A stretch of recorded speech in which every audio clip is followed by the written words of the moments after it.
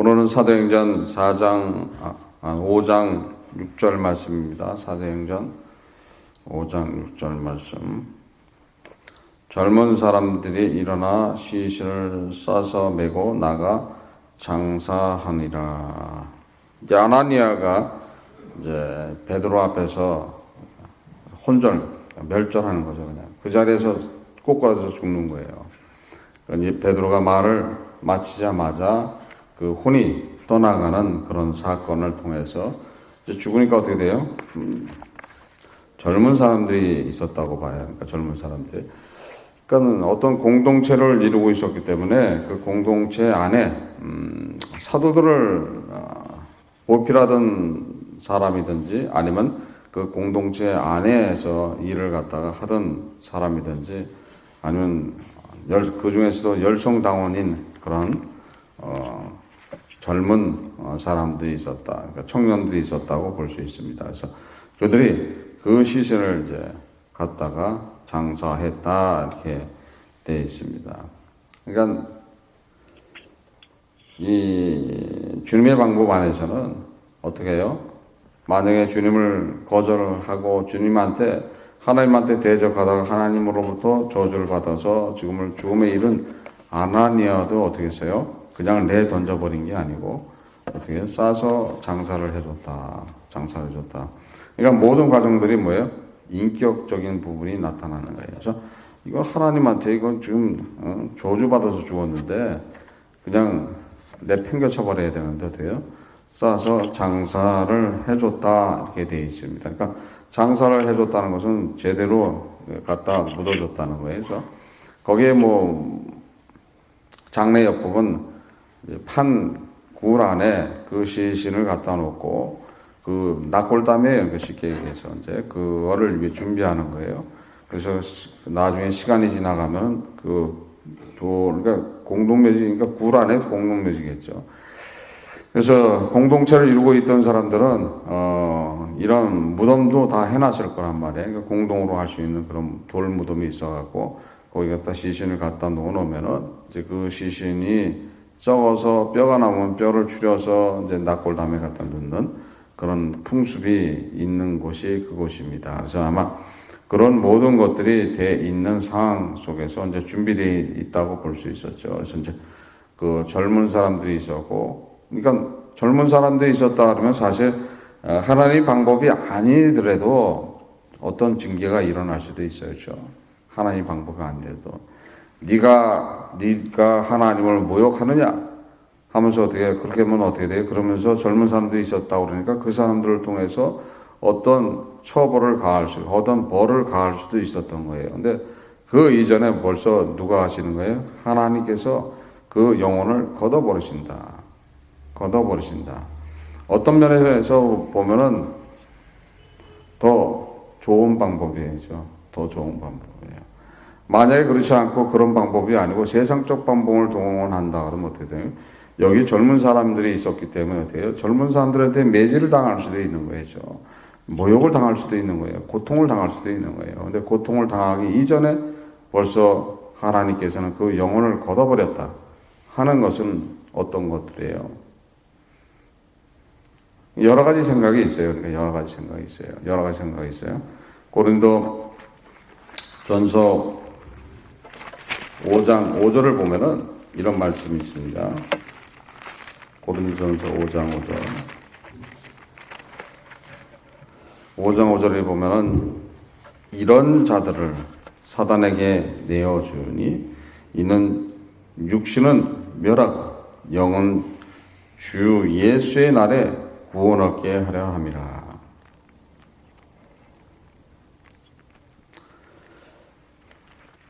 그냥 놔두면 어떻게 되는 거예요? 잘못하면 영혼까지도 뺏기게 생겼으니까 그 육신을 멸해서 그 영혼 살려주시겠다 하는 그런 말씀입니다. 그 영혼 구원하겠다 하는 말씀이에요. 그러니까 우리가 비참하게 죽음을 맞이하는 그런 사람들, 예수를 믿음으로써도 비참하게 죽는 분들이 있어요. 이해가 안 가는 그런 상황 속에 있는 분들, 갑자기 잘 믿는 본사님이, 잘 믿는 장로님이 교통사고로 그것도 비참하게 죽는 그런 어떤 또 사고로 인해서 죽는 그런 것들을 어떻게 이해해야 되는 것인가?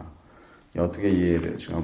물론 다 그렇게 볼 수는 없겠지만은 이제 그런 환경 속에 있으니까 그 육신은 멸하지만은 그 영혼은 구원하기 위해서 그렇게 하는 방법이 이제 있다 하고 성경에 기록되어 있는 말씀입니다.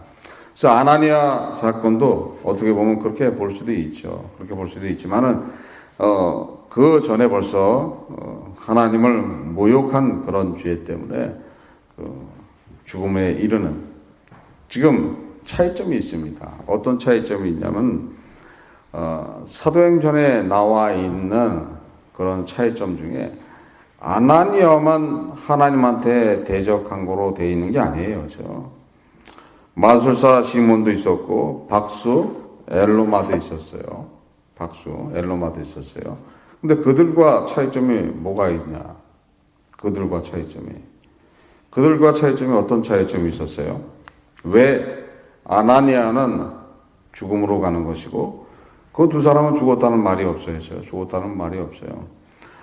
단지 저주를 임했던 것, 네가 기도하고 회개하면은 되돌아올 수도 있으니까 하라 이렇게 했고, 또 박수 엘로마 같은 경우는 총독 서기오 바울이 지금 사도 바울이 가서 그 복음을 전하는 것을 막게 하기 위해서 믿지 못하게 했다가 장님이 되는 그런 사건이란 말이에요. 근데 그들은 죽음에 이르지 않았어요.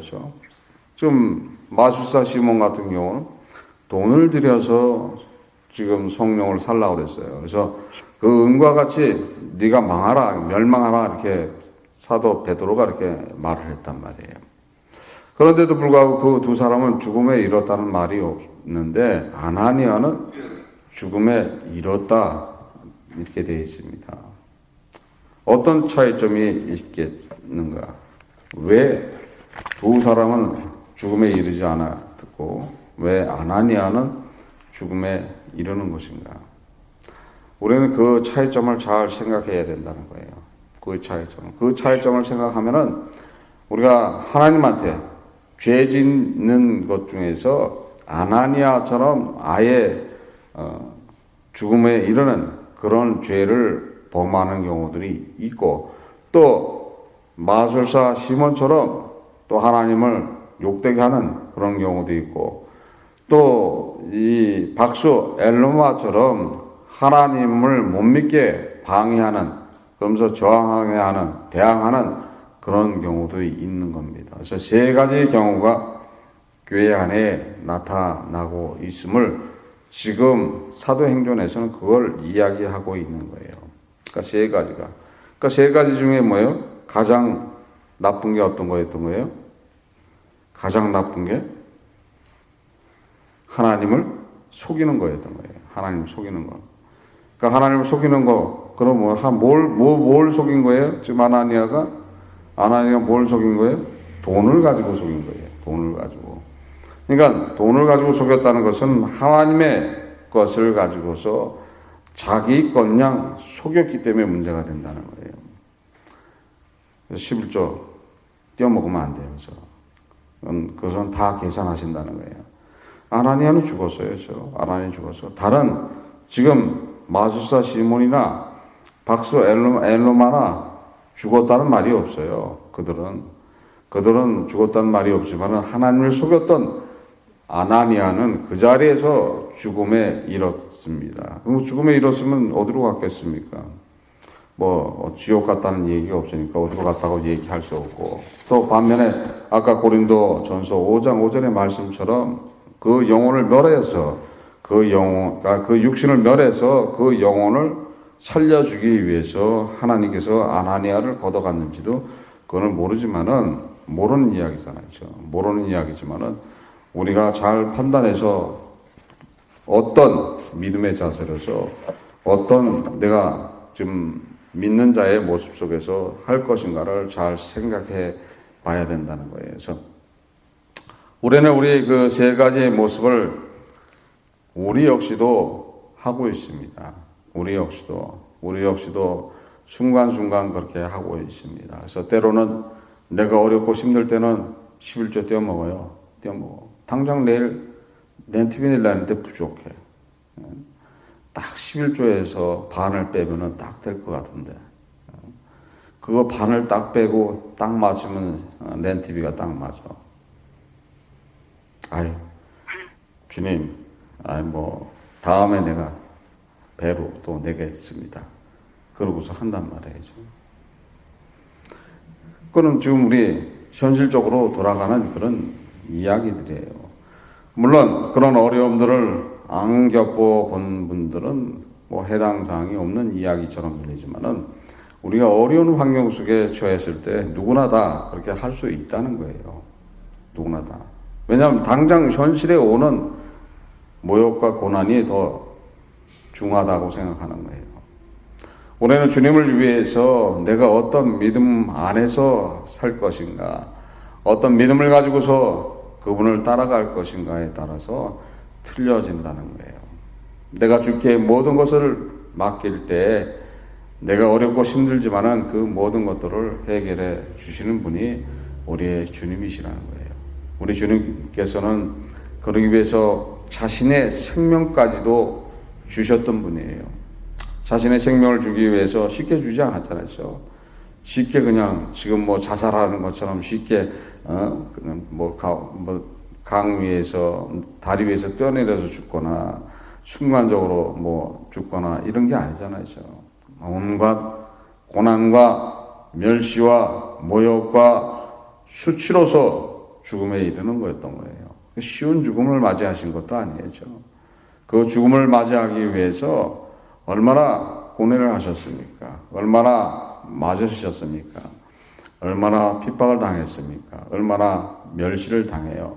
완전히 개 취급당하는 그런 죽음을 임하는 것인데 그 죽음을 통해서 우리를 구원해 주신 분이기 때문에 우리가 어떤 죄를 범해도 사실 관계가 없습니다. 그런데도 불구하고 우리는 그분을 기억지를 못하고 우리의 삶을 제대로 못 드린다면은 그게 문제가 된다는 거예요. 그래서 아나니아는 바로 그거예요. 그러니까 하나님을 속인 죄는 돌이킬 수가 없는 거예요. 그래서 결국 하나님을 망령되이 일컫는 그런 것들이에요. 우리 하나님을 망령되이 일컫는 것이 그게 어려운 이야기가 아니에요. 하나님은 나를 축복하기를 원하고 있고 내 생명을 구원키를 원하고 있는데도 불구하고 나는 내가 아직까지도 그 하나님을 신뢰하지 못하고 있고 그 하나님을 믿지 못하고 있고 우리 주님이 흘린 그 보혈을 기억지 못하고 있고 그 주님께서 흘린 보혈로서 나를 깨끗게 해줬는데도 불구하고 나는 아직까지도 죄 속에 있어가면서 나쁜 습관들을 그대로 지니고 있다면은 그것이 과연 어떤 삶인가를 잘 판단해야 된다는 거예요. 주님은 그런 나를 위해서 지금도 옆에 오셔서 나를 보고 오시고 계시는 거예요. 나를 보고 지금 안타까운 마음으로 기도하고 계신다는 거예요. 나를 위해서. 하나님 우편에 앉으셔서 뭐 하실 것 같아요? 그런 나를 위해서 기도하고 있는 거예요. 아버지, 내가 핏값으로 산 이 영혼입니다. 아직 부족하지만 이 부족한 영혼을 살려주시고 용서하여 주시옵소서. 더 변화될 수 있도록 이 영혼을 인도해 주시옵소서 하고 누가 기도해 주고 있어요? 예수님께서 기도해 주고 있어요. 예수님께서 지금도 기도하고 있기 때문에 지금 이 자리에 앉아 있을 수 있는 것이고 우리가 이 삶을 영유할 수 있는 겁니다. 예수 그리스도께서 지금도 우리를 위해서 기도를 안 한다면 어떻게 되는 거예요? 아까 고린도 전서 5장 5절 말씀대로 육신은 멸해버리고 그 영혼은 떠나버리게 하는 그런 일이 벌어지는 거예요. 그러니까 누구하고 차이점이었어요? 베드로와 가룟 유다의 차이점이었던 거예요. 베드로는 어떻게 했어요? 예수님께서 지금 사단이 너를 밀가부듯이 청구하고 있으니까 내가 너를 위해서 기도해 주노라 이렇게 얘기했어요. 근데 가룟 유다한테 뭐라고 말했어요? 차라리 나지 않았으면 좋았을 뻔했다. 그렇죠? 그렇게 돼 있던 거예요. 그래서 가룟 유다를 위해서는 예수님이 기도했다는 말이 없는 거예요. 그러니까 예수님이 기도가 없으니까 어떻게 된 거예요? 가룟 유다가 지옥으로 가버리는 거예요. 그러니까 지금도 여러분들을 위해서, 우리를 위해서, 나를 위해서 예수 그리스도께서는 기도하고 계시는 거예요. 그 기도로서 지금 살고 있는데도 불구하고 우리는 그 은혜를 모르고 있다면은 아나니아 같이 아예 이 세상을 떠나는 게 그게 축복인지도 몰라요. 우리는 주님이 나를 위해서 기도하고 있고 나를 지금 위로하고 있는데도 불구하고 그거를 모르고 있다면 안 된다는 거예요. 지금 마술사 시몬이나 박수, 엘로마나 이런 모든 사람들은 사실 뭐예요? 구원에 이르지 못한 그런 사람들일 수 있어요. 그리고 박수 같은 경우는 아예 그 사람은 예수를 모르는 사람이었고, 마술사 시몬은 그래도 예수 이름으로 세례를 받은 사람이란 말이에요. 그런 사람들을 등장시켜서 지금 아나니아와 틀린 사항을 이야기하고 있는 것은 과연 그 모든 것들을 어떻게 내가 받아들이고 어떻게 판단해야 되는 것인가를 잘 생각해 보십시오. 그래서 우리가 그 말씀을 제대로 정리가 돼서 내가 어떤 말씀을 받는가에 따라서 틀려진다는 거예요. 항상 우리는 지금 옆에 와 계신 예수님을 기억해야 된다는 거예요. 두세 사람이 함께 있는 곳은 내가 있느니라. 예수님이 말씀하신 거예요. 그것도 사도 바울이나 베드로가 말한 것도 아니고 예수님께서 말씀하신 말씀이에요. 마태복음 18장에 나와 있는 말씀이에요. 그럼 그대로 지금 와 계시는 분이 누구예요? 예수님이 지금 와 계신 거예요. 예수님이 와 계신데도 불구하고 나는 예수님이 와 있는데도 불구하고 내가 아직까지도 주님을 기억지 못하고 있고 주님의 은혜를 기억지 못하고 있다면은 과연 예수님은 나를 향해서 뭐라고 말씀하시겠습니까? 가룟 유다처럼 차라리 나지를 않았으면 좋았을 뻔했는데 내가 너를 위해서 십자가를 진 게 한이로다 이렇게 하고 계시겠습니까? 베드로처럼 내가 너를 한만 내가 실족하더라도 내가 너를 위해서 기도하노라. 어떻게 하시겠습니까? 예수님께서는 우리가 어떤 실족을 하도 어떤 문제를 일으키도 나를 위해서 기도해 주신다는 거예요. 나를 위해서 기도해 주기 때문에 이 자리에 와 앉아 있는 것이고 예수 그리스도를 믿고 있는 겁니다. 그러면 내 자세가 어떻게 해야 되는 것인가가 나오잖아요.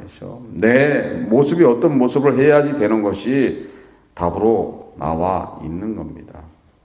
그러는 예수님을 내가 기억하고 있다면 나는 지금 어떻게 돼요? 그리스도인이 되어야 되는 거예요. 그리스도인이 안 되어 있으면 나를 처복종시켜서라도 내가 그 길로 향해 가야지 된다는 거예요. 그러니까 항상 내 안에는 예수 그리스도의 인격을 가져야 되는 것이고 예수님이 행했던 모든 것들을 본받아서 행해 나가야 된다는 거예요. 복음을 전하는데도 부족함이 없어야 되는 것이고 선을 행하는 법에서도 부족함이 없어야 되는 거고 교회를 위해서 희생하는 거에 대해서도 부족함이 없어야 된다는 거예요.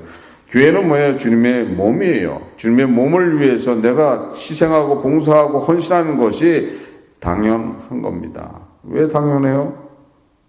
주님은 나를 위해서 자신의 생명을 줬던 거예요.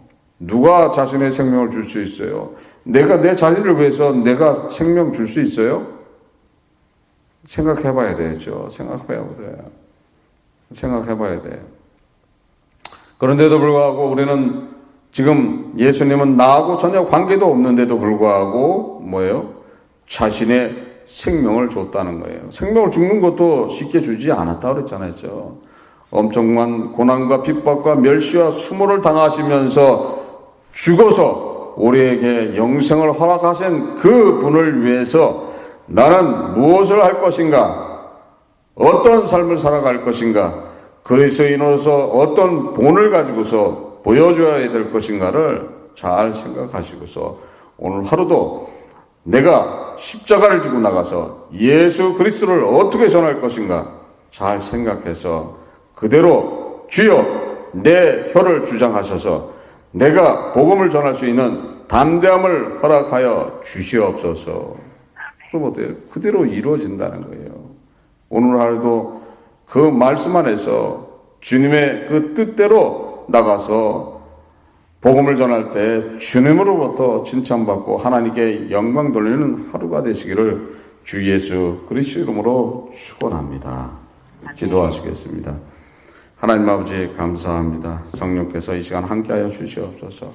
저희들 믿는 자의 모습이 어떤 모습인가를 깨닫게 하여 주시옵고 동행하고 계신 예수님과 교제할 수 있도록 성령께서 인도하여 주시옵소서. 함께함을 감사드리며 이 모든 것 주 예수 그리스도 이름 받도록 기도드립니다. 아멘.